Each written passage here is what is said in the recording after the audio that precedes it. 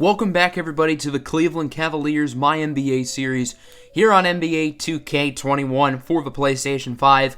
As today, we will move forward here, finishing the month of February and going to enter the month of March. We're also going to be doing our very first prospect profile of the season. Going to take a look at some of the top players in this year's class. Today, we will specifically be looking at the guards. So obviously we're 12 and 21. We're not playing great basketball, and we're playing worse than we were last year. So the team has actually regressed rather than progressed, which is a little bit annoying. As you can tell, we are projected to have a top 5 pick. In the latest mock, however, they only have us at 8. I know it says Magic, but we have the better of our pick and Orlando's pick, so that pick would belong to us. They have us going with a few different players in each of these different mock drafts, so certainly interesting to see the different guys that they have us looking at. And for some of those guards, we will be taking an in-depth look at them today. And then the wings, forwards, and bigs, we will take a better look at in future episodes of the series. Most of this class's talent is not necessarily at the guard positions, or at least not the high-level talent. I don't expect any of these guards to go in the top 5. We're going to be going through all of the interesting point guards for the most part, and then we're going to be looking at some shooting guards, mainly undersized shooting guards who are more of combo guards, and then the more wing type of shooting guards we will look at in the next prospect profile. So that's how I'm going to split them up, pretty similar to how I did it in the first season of this series. Guards, wings, and bigs, each of them get their own separate episode. We will also play one game with the Cavaliers today instead of 2, and taking the place of the other game will obviously be this prospect profile. So let's get this one started. The first player we're going to look at is one of the better international players in this year's class. His name is Ruiz Nicolas from France. He is currently playing for ASVEL Basket, which is where Theo Maledon played before he got drafted a couple of seasons ago. Nicolas is a really talented player, extremely athletic, stands at only 6 foot, so the size is a little bit concerning, but he's a great playmaker, and he's a really solid scorer within 15 feet of the basket. He can drive inside, he has good touch around the rim. His perimeter shooting is inconsistent, and his defense is never going to be great. I mean, being 6 foot, you can only do so much on that side of the floor, so I think he could be a solid player, probably going to go in the later part of the lottery. Let's take a look at another point guard here, Bankston Cannon, out of the University of Illinois. He's had a really solid season for the Fighting Illini. Not a high-level high school prospect, but so far as a freshman has really elevated his stock, averaging around 14 and 4 per game. He's also very athletic and another really solid playmaker, but he needs improvement defensively, and he is an inconsistent shooter as well. So Cannon and the first player we looked at, Nicolas, have a lot of similarities. The only big difference is Cannon has a 6'8 wingspan, so he has a lot more length than Nicolas, although Nicolas is a little bit better of a playmaker, so that's why he's the better prospect, but it is close. Another international player we're going to be taking a look at is Alex Blackwell, currently playing for Maccabi Tel Aviv. Now, Blackwell is from the States. He actually has a brother in this draft class who is playing for Kansas. We'll probably take a look at him in one of the future episodes. But Blackwell's a really talented player. He's a great shooter and playmaker, and as a professional basketball player, technically, he has more experience than some of the other players, and the same can be said for Ruiz Nicolas as well. My only thing with Alex Blackwell is he's just not a great athlete, and I think that really hinders his ceiling. One of the top guards in college basketball this year is the junior from Oregon, CJ Cruz Jr. Cruz is averaging around 19 and 6. He has led the Pac-12 2 straight seasons, including this one, in assists per game. And he has just had phenomenal production, probably one of the best defensive guards in this class. He has a really high floor, but his ceiling is not super high, not a phenomenal athlete, so I think he's going to be a good role player, kind of like a glue guy for some teams, but I don't ever think he's going to be a star. He will probably go in the top 15. I'm not certain about the top 10, however. Now from the University of Memphis, we take a look at one of the better shooters in this class, Cameron Bowman. Bowman is a phenomenal shooter. from deep. Is shooting around 43% from beyond the arc this season, averaging 16.5 points, 4.5 assists. He's a great playmaker and a great athlete, but he is rough on defense. I mean, he's just not good there, and he's an inconsistent scorer in general. But back to his defense, I mean, looking at this year's class, there's not a lot of great defensive guards, but Bowman might take the cake as the worst. One of the more interesting players here is Cassidy Spears II out of Duke. Spears was a top 10 recruit in this year's high school class and has kind of taken a dip, or at least his stock has taken a dip. His numbers are disappointing, and although he does have a really high ceiling, he's a great athlete. He just has not played up to par this year for Duke and will probably be a second-round pick, but could be a really interesting second-round gem. Let's take a look at some shooting guards who I think could be combo guards, including Evian Bradley, who I think could be a top 5 selection. He's a really good player, excellent scorer, very good playmaker, facilitates an offense well, and he's a high-level athlete. But he's only played 9 games this year, and he will not be returning this season after breaking his foot. He has a history of left foot issues, which is a pretty big concern, so there are some medical red flags. Also, he's not great on defense, so he's one of the more interesting players in this year's class. And then the last player we're going to look at from LSU, his name is Farek Nwora. Out of Nwora and Evian Bradley, the guy we just looked at, I'm not sure who's going to be picked first. Both of them are probably going to go in the top 10 or in the range of that 10 area. Nwora is the best perimeter shooter in this draft class. 46% from 3. He's great from mid-range. He's automatic from the free-throw line. But outside of his shooting, he's not great anywhere else. He's not an elite athlete. He's not a great playmaker. He's not a great defender. So I think early on in his career, he can be a really solid spot-up shooter. I think that's his floor. We'll see if he can develop the other parts of his game. So that will do it now for the prospect profile. Maybe the Cavs will draft a couple of those guys. I don't know. We'll see. So let's take a look at the current present-day Cavs, and obviously we're currently in a rough stretch at 12-21, not playing great basketball. We made some roster moves last episode, which I think are pretty big. The main one was trading Cedi Osman to the Indiana Pacers along with Jarrett Butler and a future second-round pick for a future first in 2024, just trying to add more draft picks, along with a second-rounder this year from the Miami Heat, Brad Wanamaker, who was cut, and a $22 million trade exception. So we ended up waiving Wanamaker, and we made some G League moves. We called up Romeo Luguancho, the 30th overall pick in last year's draft, and then we made a few signings. We picked up Romeo Langford and Marc Gasol. Gasol won't really get playing time, but as a veteran leader, I think he could be a good locker room guy. And then Romeo Langford we signed as a buy low candidate. His career hasn't really worked out, so we figured we'd give him a shot. Looking at the numbers, I want to dive deep into Colin Sexton real quick because he's an interesting player.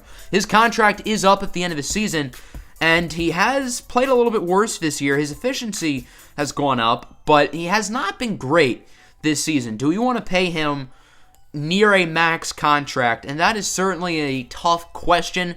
Now, I am changing the offense a little bit to where he will get more touches, so expect his numbers to go up. I'm curious to see if his efficiency will go up or down or stay the same. Other than that, Obi Toppin, Cedric Garrett, both playing really well. Kevin Porter Jr. also broke his leg. I think that was last episode.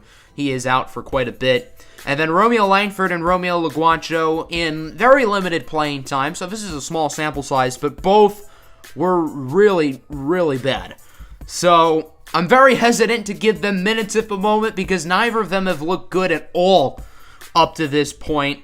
So, yeah, we have to try to get those guys into a groove. They're not playing good basketball. I see why Romeo Langford was in free agency, and I'm a little bit concerned about Romeo Luguancho.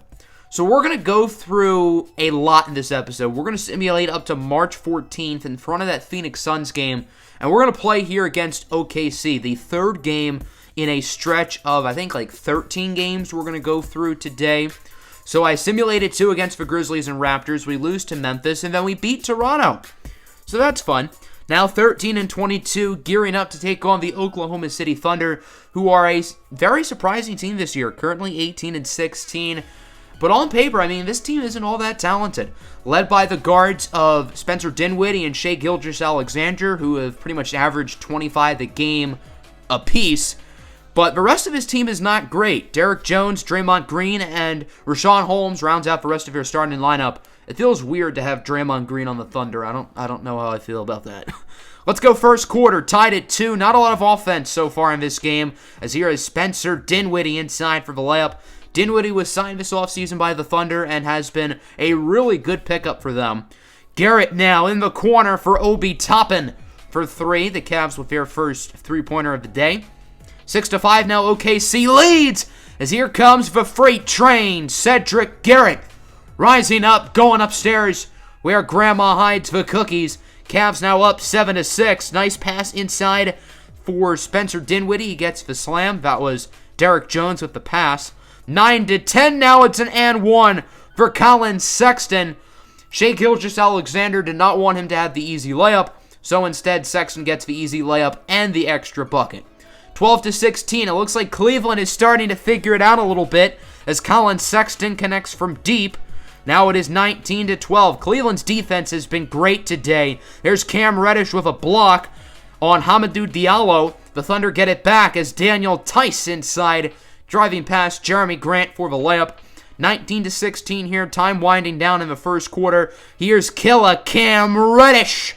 Beats the buzzer, and the Cavs will take a 6-point lead to end the first quarter. The defense looks outstanding for Cleveland. The offense is starting to play better. On to the second quarter. Killer Cam Reddish has absolutely murdered SGA. We got to look at this poster again. As you might as well call him Father Reddish because he just baptized this kid. And one. SGA already with 3,000 this game.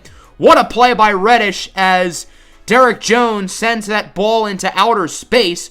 Garrett with the layup. Cam Reddish would miss the 3, but for rookie center Big Fafa, Yusuf Diafafatobo gets the putback. 29-32, it's Garrett for 3. Draymond Green gave him some space, and Garrett capitalized. Cavs up by 12 as Garrett blocks SGA. However, that is an and one for Derek Jones. I don't think Cedric Garrett is too mad because I think he'd rather allow an and one than get dunked on by Derek Jones.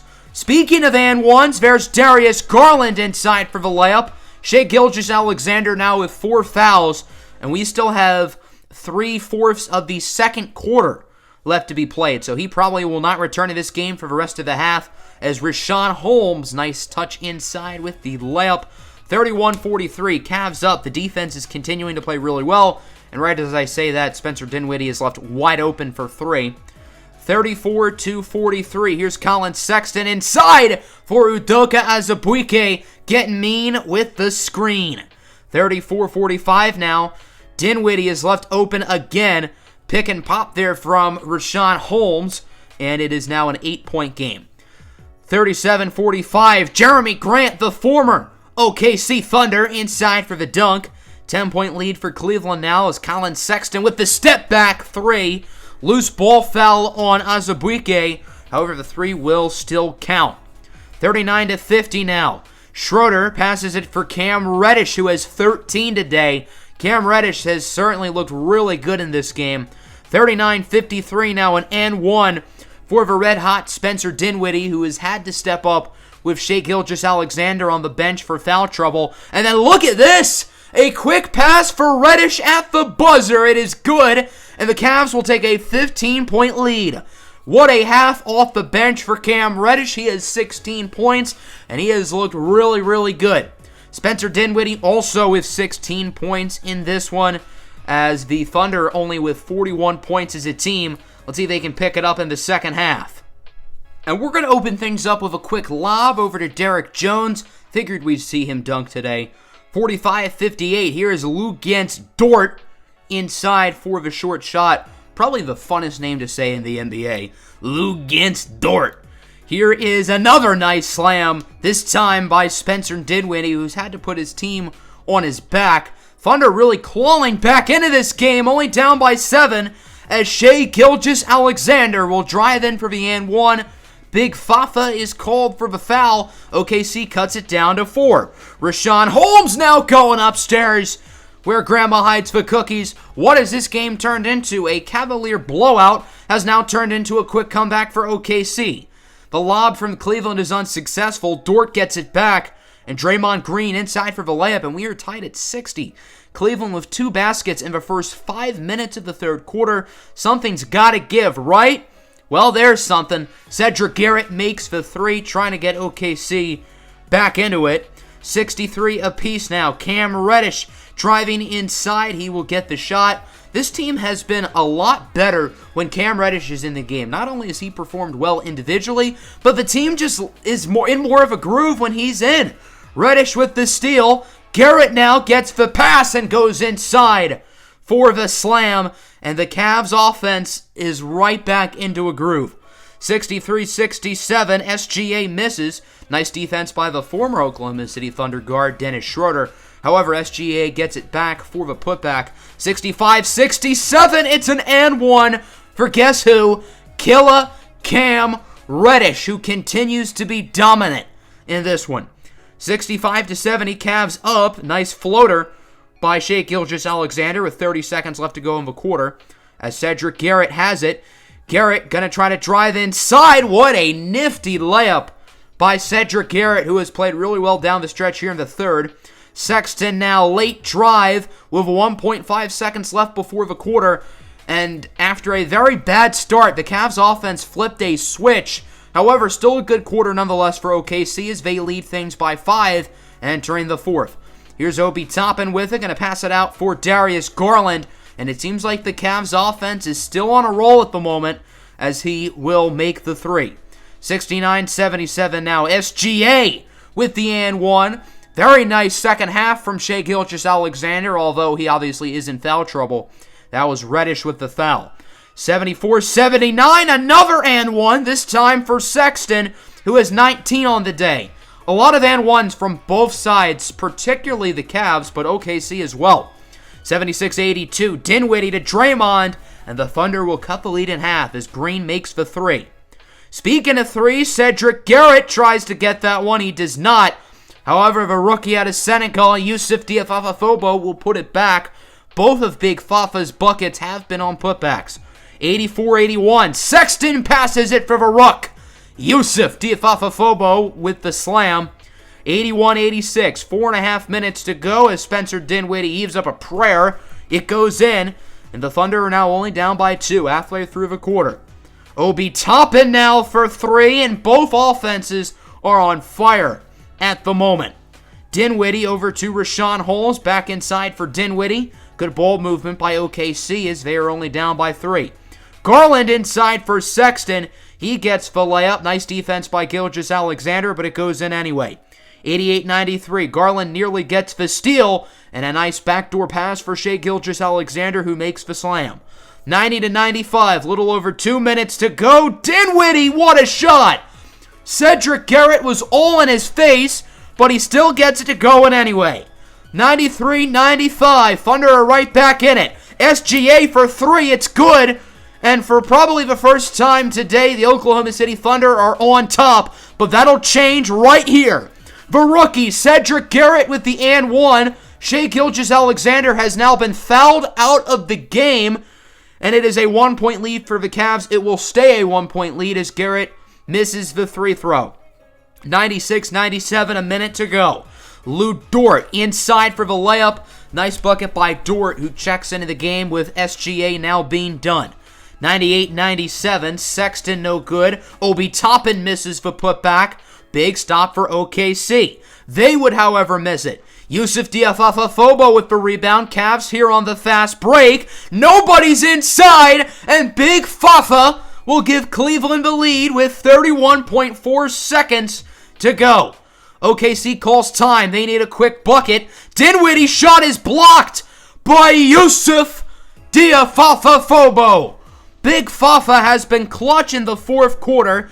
Garrett would go 1 for 2 from the line after being fouled. Then the Thunder have another chance. Dinwiddie inside. He is blocked again. Big Fafa with 2 blocks now here in potential go-ahead shots for OKC. Obi Toppin at the line. He only makes 1 of 2. and the free-throw shooting is keeping Oklahoma City in it.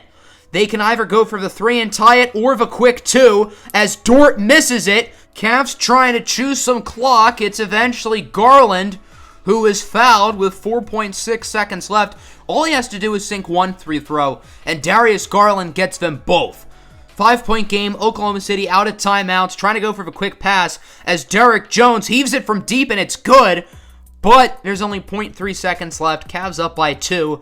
And Darius Garland will get this one as the game is over and the Cleveland Cavaliers win a thriller. 103-101 is your final. A game that the Cavs had no business in losing after the first half. They really struggled to start the third quarter and picked it up down the stretch. I think your game ball has to go to Cam Reddish. He was great today. Colin Sexton did score 26, but Reddish in only 15 minutes had 23 points, and he had plus 21. It was very clear to tell when Cam Reddish was on the floor today, this team was a lot better. So expect Reddish to be getting more minutes. I think his role on the bench as the main scorer there is actually a really good one until Kevin Porter Jr. returns. So I think Reddish staying on the bench does make sense. But it's really good to see him playing well. Garrett and Toppin also in the double figures. Diafafafobo was clutch down the stretch. Dinwiddie with 32 points. He was very good. SGA with 25, although he was in foul trouble for most of the game. Dort and Jones also in the double figures, with Rashawn Holmes nearly getting a double-double. So we're going to simulate our next 11 games. That is a 3-week span, and that's a total of 10 games. Hopefully we don't do too bad in them. And I wanted to sim to this Suns game because I really want to play against them in their city jerseys. So we would simulate it, and we would actually run into a few things during the simulation, including the contract extension deadline. We can't re-sign anybody at the moment. Our only big free agent this offseason is Sexton, who wants to test free agency, but he is restricted. So if we want to bring him back, we can bring him back. It's also showing Darius Garland, Kevin Porter Jr., and Cam Reddish, but all three of them have team options at the end of the season, which there's no reason for us not to accept them. So those guys will be back next year. They are still technically under contract. And now let's complete the sim. But first we have an injury. Dennis Schroeder with a right finger hairline fracture. He's going to miss a week or two. So we're going to fizzle up the rotations a little bit. We don't have a pure point guard off the bench, which is a little bit annoying. But we're going to give some minutes to Romeo Langford and Romeo Laguancho once again. Probably going to regret it because both of them kind of suck. But, yeah. So, we would finish the sim going 1-9. We lost our first 8. Then we beat Portland by 3. At least we win a game. And then we lose to Sacramento. So, now 15-31. The team is not playing good basketball at the moment. As you can see, we're tied with the Bucks. And only half a game behind the Knicks. Or half a game in front of the Knicks, sorry. The Knicks have a worse record in the NBA, so it looks like at this stage of the season, we are going to be competing for a top draft pick. That doesn't mean this season is meaningless. We still want to see young players progress, and it's officially tank time. Doesn't look like this team's going to make the playoffs, so it is time to go full tanks ahead. Going to be doing some more prospect profiles. Also going to start taking a look at the G League as well. Probably the next episode if you guys want to see that. Let me know in the comments below. Hope everybody enjoyed. Probably going to go up to the trade deadline next episode. I don't think we're going to do the trade deadline next episode. Maybe we will. I'm not entirely sure. But I hope everybody enjoyed. I'm out. Have a good Sunday, or whenever you're watching this. Peace.